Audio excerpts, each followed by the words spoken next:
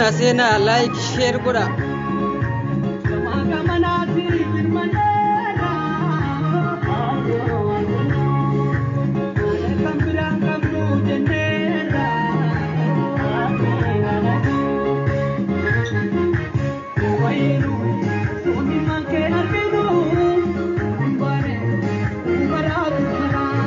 Sena mamaranne duga damne.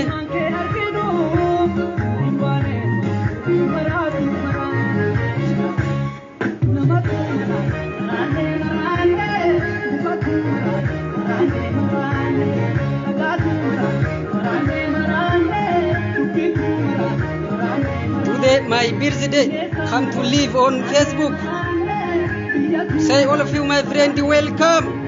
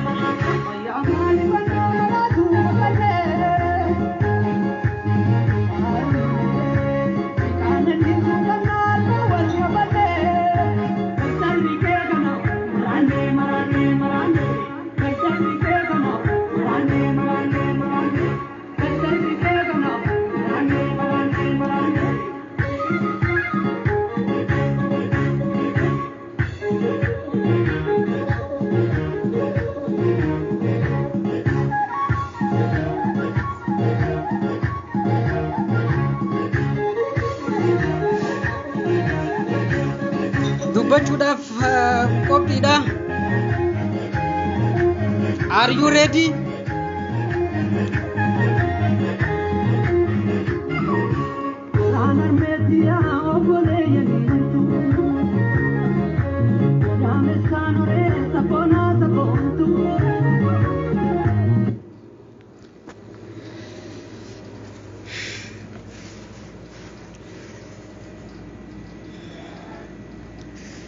Assalamu alaikum wa rahmatullahi wa barakatuh.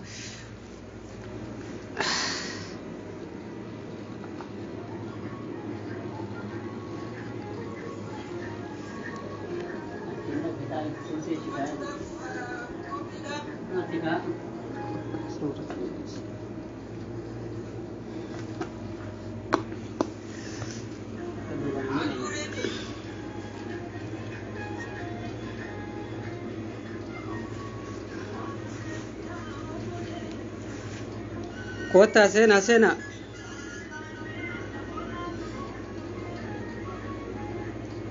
waan numaraachuu jiru isinuu beeytu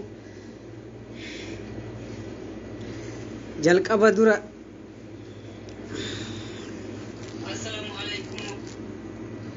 maraatummaa keessaa huccuu yaafadhee haasa'uu barbaade garuu ka tarabbiituun illeen waan jabduudha soodama saniitti silaa maraachuu qabnaa akka naftanyaan nu godhan jechuudha.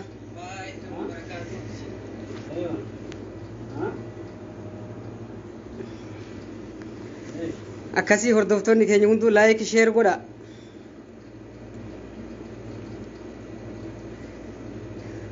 Warroonni Facebook irra hundi keessanuu kan biyya alaa jirtan kan biyya keessa jirtan nageenyi koo bakkuma jirtanitti isin haa ga'u isiniin jecha.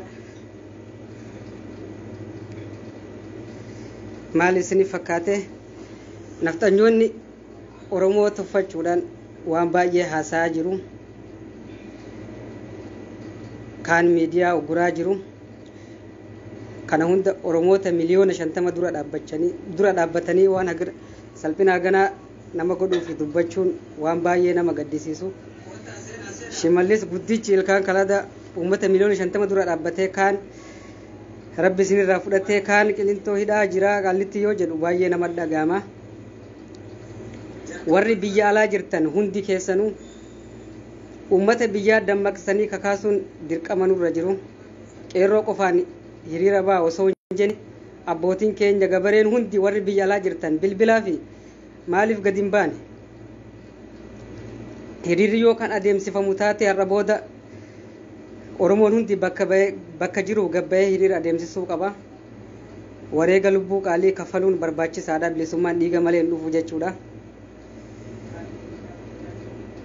Yeroo zabana duraanitu uummanni warra asaabotaa jechuudha. Rasuulli keenya sallallahu alaihi wasallam bilisummaa amantii islaamaa kana kan arganne gabbaaniiti jechuudha. Uummanni rabbiin akkasitti isaanii dhaga'uu jechuudha. Mirga isaaniitiif amantii isaaniitiif falmatanii dhiiga ofii lubbuu qaalii meeqantam wareeganii amantii isaaniitiif bilisooman jechuudha. Kanaafuu nuti dimokiraasiin bilisoomnan hin jiru. Maaliif Itoophiyaan eega hundooftee daddarbaa aangoon hundi isaanuu abbootii irreeti jechuudha.